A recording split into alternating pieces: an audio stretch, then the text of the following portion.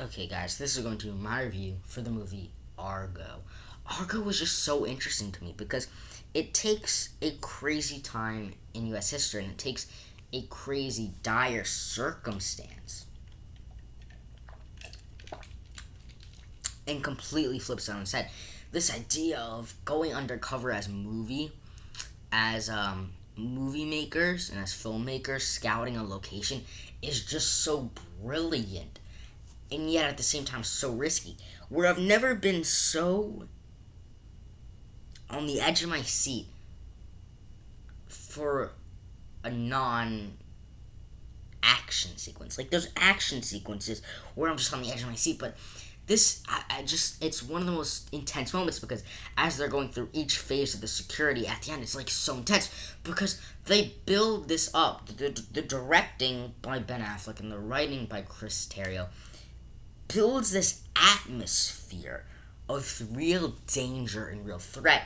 And I think as it culminates to the having, them having to memorize, and you see at the beginning when you see the rating and how that is similar to going on today, and it's crazy. It's just as everything comes together as you see this plan unfold and come to be.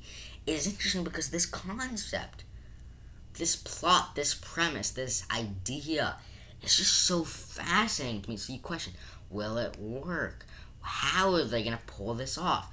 And then the behind the scenes of it, of the government trying to get rid of this and trying to just let them be, and send the army in, and on the own, and having to trust him. And so you get so many different aspects. You get the aspect of the prisoners who are held captive, and you get the six who escaped. And I think all the little things that have to go right.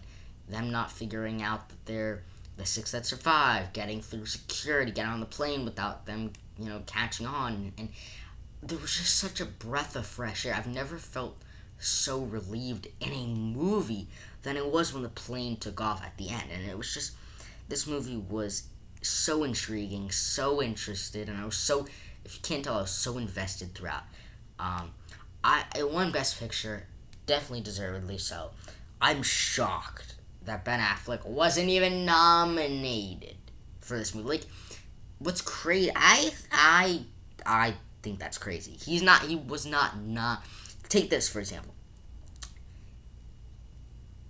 Argo won Best Picture at the Academy Awards in 2013. Ben Affleck was not nominated. Not only did he not win, he wasn't nominated for best director.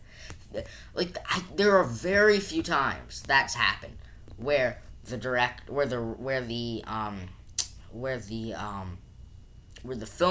film won for best picture and the director was not nominated. Cause that's the crazy thing about this.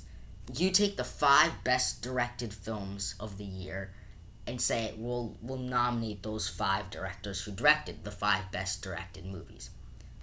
You're telling me that the Oscars thought that Argo was the best movie, but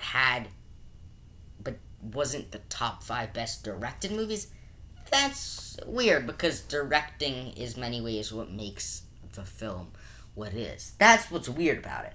That's happened before. It's weird. I'm pretty sure that happened with Green Book, if I'm not mistaken.